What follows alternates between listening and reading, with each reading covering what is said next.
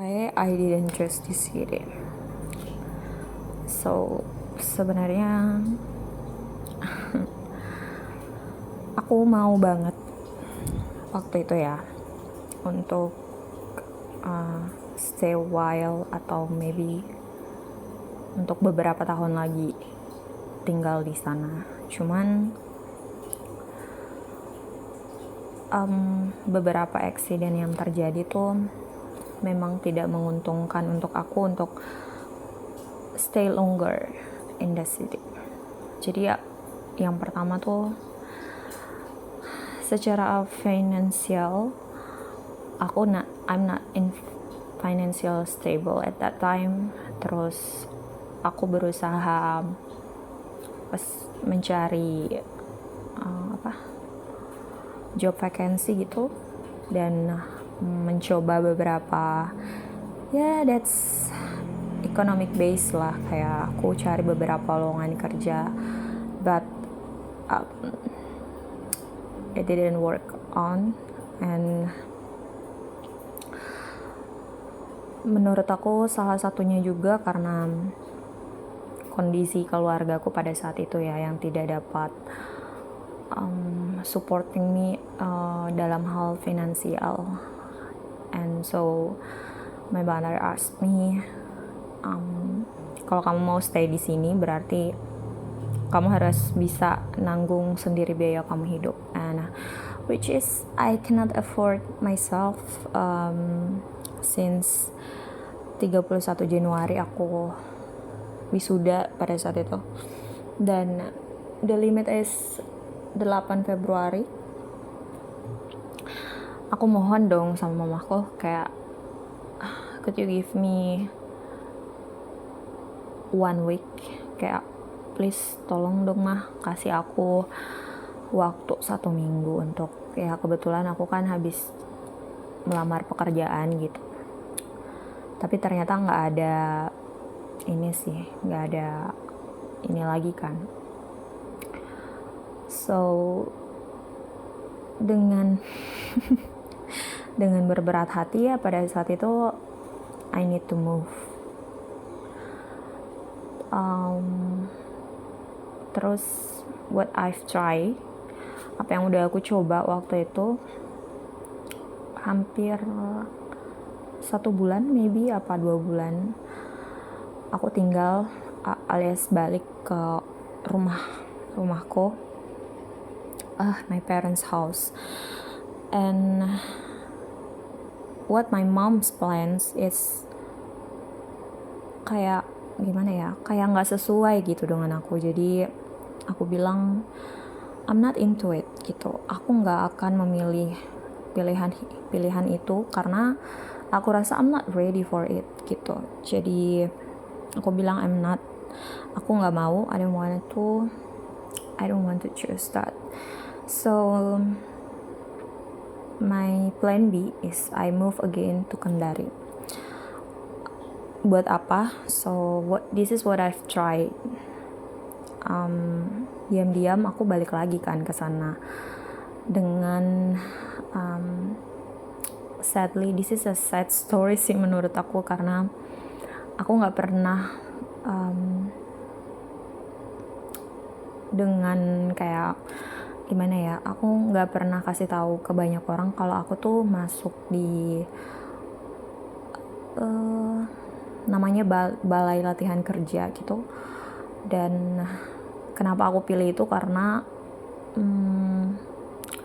kebetulan aku masih bisa, aku punya tabungan I don't know maybe 1,5 juta gitu, apa 1,7, and atau mungkin under 1 juta yang aku nggak ingat pasti, tapi I don't have many I don't have much money at that time. So aku nggak ngekos pada saat itu, dan I asked my friends so I can stay with her. Maybe aku bisa bantu dia untuk ngerjain skripsi. That's my backup plan.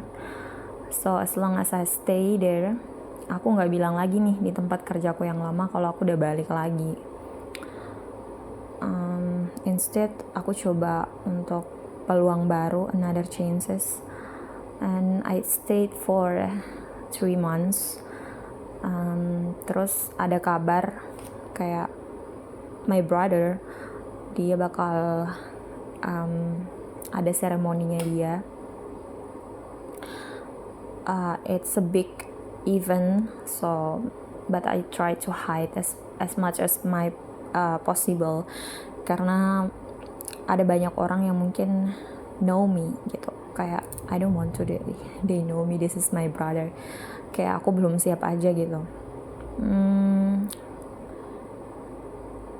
Terus ada banyak accident yang terjadi karena when I graduated, terus aku juga memutuskan beberapa. Yang pertama tuh I'm not longer into my work in studio gitu. Terus aku juga kasih tahu beberapa teman dekatku kalau kayaknya aku nggak bakal, ini kayaknya hidupku tuh lagi di downgrade banget dan aku kayaknya nggak bisa keep it up, dan aku berusaha kayak aku nggak bisa memberatkan orang lain di dalam fase hidupku yang rendah itu gitu. Jadi aku bilang kayaknya aku memutuskan beberapa relation dengan beberapa temanku, dan it kind of hard gitu. Mungkin karena aku nggak pengen mereka tahu aku lagi susah gitu. Mungkin karena aku juga tipikal orang yang nggak mau ngemis-ngemis gitu ke bantuan dengan orang lain. Temanku yang di my senior team itu kayak ngasih aku beberapa advice dan kasih aku beberapa jalan keluar, tapi pada dasarnya memang karena aku nggak mau memberatkan mereka gitu.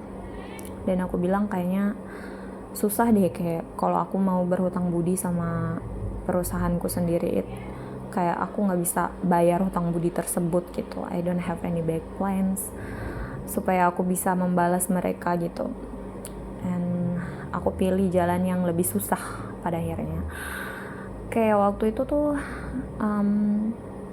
I still have this kind of calm, even though pada saat itu a lot of pressure into my life, dan aku nggak mau terlalu banyak memberatkan orang lain atas hal tersebut. So banyak orang yang ngerasa aku menjauh dari mereka, and karena itu memang yang kayaknya aku nggak bisa keep it up my relationship with them, ke sahabatku sama orang yang pernah dekat sih sama aku juga. And then what else, the chances that coming up is not nggak ada kesempatan pilihan or kesempatan yang datang untuk bikin aku bisa stay longer. Kayak misalnya job vacancy, pilihan pekerjaan yang aku coba tuh kayak nggak nemu gitu titiknya. Either itu nggak masuk dengan karakterku gitu. Terus ada pekerjaan tapi aku nggak cocok untuk masuk di sales atau di marketing. Terus ada pekerjaan yang kayak aku mau tapi nggak bisa masuk pada saat itu. Dan kesempatan yang datang justru from my brother. Terus kata kakakku tuh kayak, mending kamu ikut aku aja gitu. And that's how the journey begin. When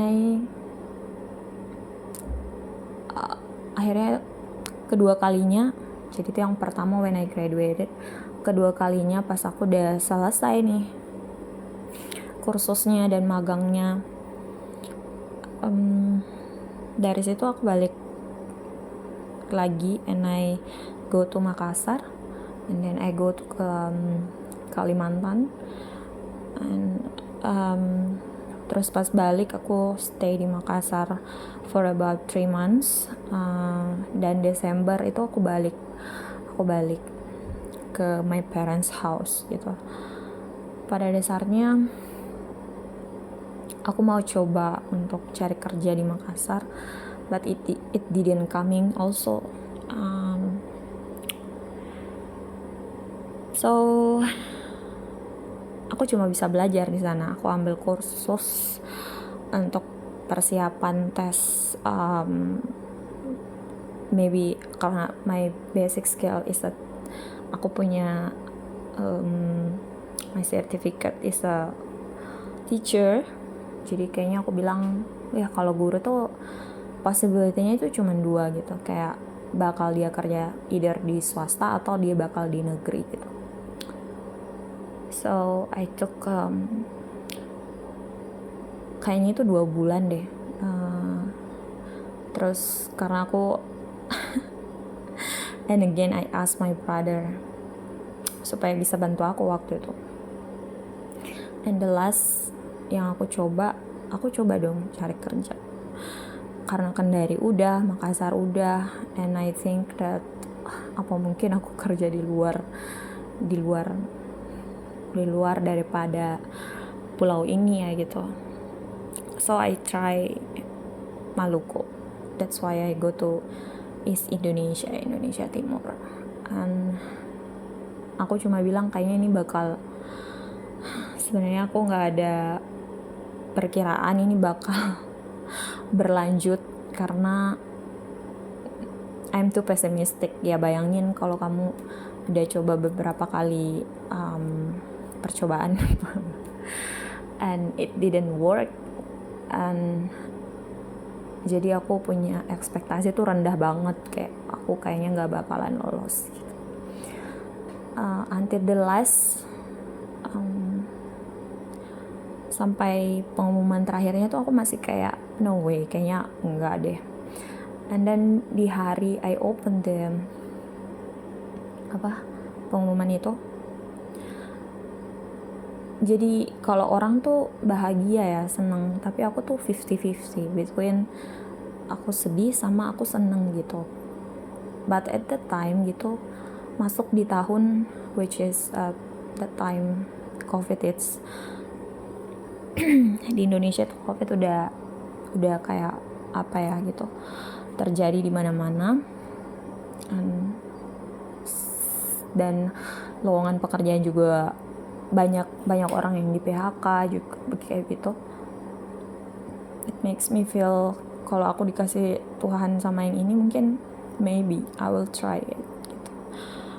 Karena kayaknya aku nggak bersyukur deh kalau misalnya orang lain tuh capek tes berulang-ulang tapi mereka nggak dapat, terus aku kayak bilang aku mau lepaskan ini karena ini too much gitu, kayak terlalu berat, terlalu jauh, dan terlalu banyak yang lainnya gitu, terlalu banyak berkorban lagi nanti.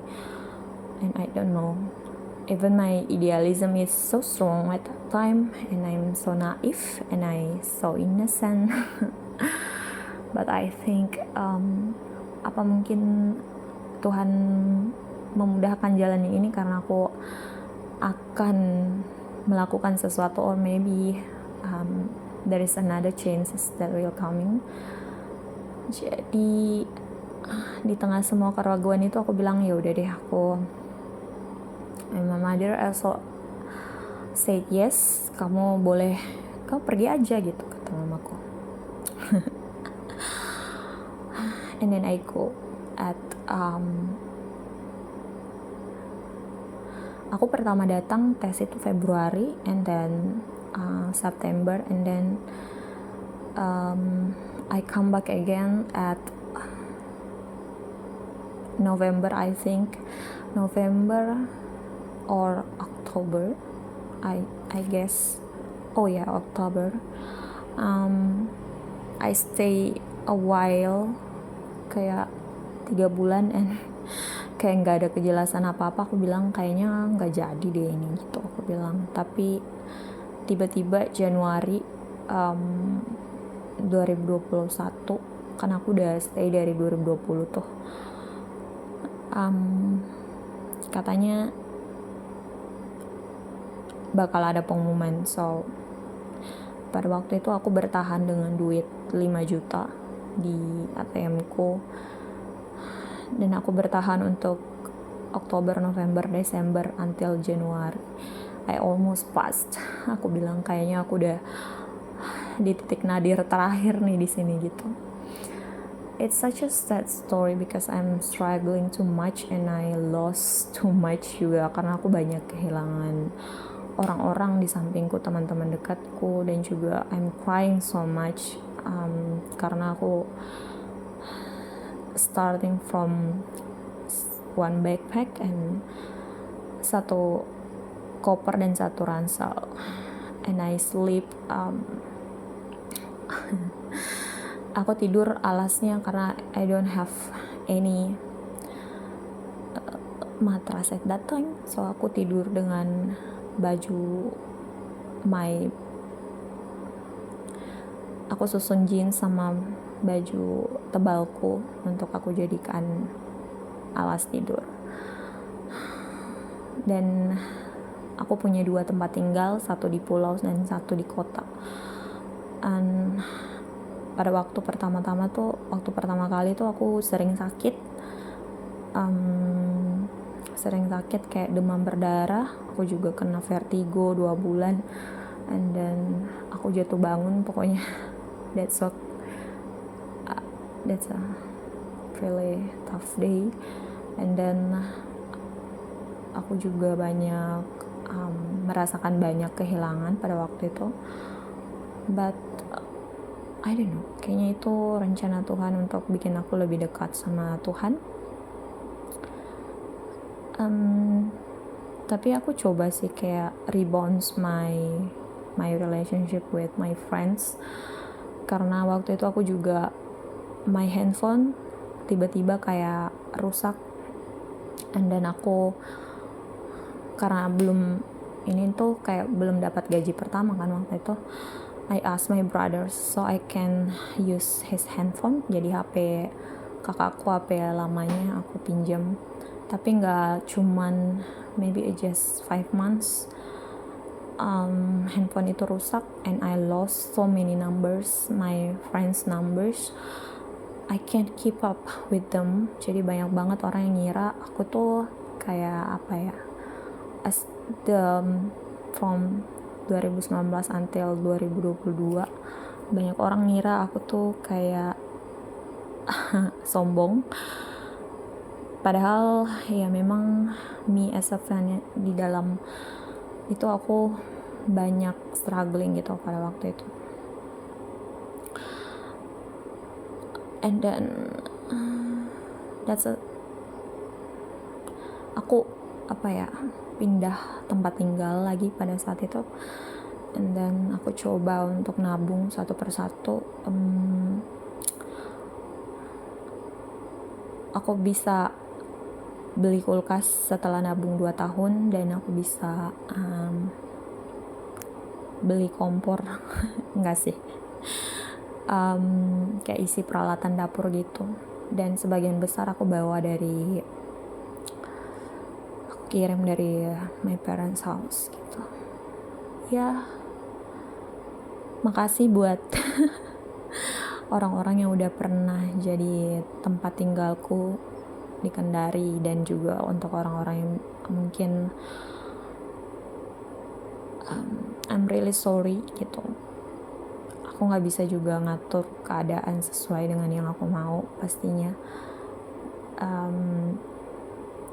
Meskipun aku kehilangan banyak orang-orang di sampingku, tapi kayaknya pelajarannya itu adalah sepanjang aku masih bisa pegang kuat keyakinanku, dan I think everyone will kayak di dunia ini tuh cuman sementara kan. Aku rasa juga orang bakal berpisah entah karena kematian atau karena keinginan orang tersebut. So I appreciate a lot of my struggling days. Aku bilang itu semua gak sia-sia kok, until I met the peace and calm day like today. meskipun rasanya aneh ya, karena mungkin karena aku melalui ombak yang besar banget dan susah banget pada waktu itu, and I don't tell the stories. Aku nggak minta bantuan dan aku jarang ngeluh kan ke orang-orang. It's really weird, aneh rasanya, karena kehidupanku yang sekarang tuh justru lebih calm gitu ya, justru lebih kayak nothing, kayak pressure-nya tuh udah lebih jauh banyak berkurang. Ganbate buat kamu yang sedang menghadapi banyak masalah, maybe it bakal memakan waktu yang lama, tapi percayalah, suatu saat pasti kamu bisa ya, percayalah kamu pasti bisa melewatinya. Thank you, bye bye.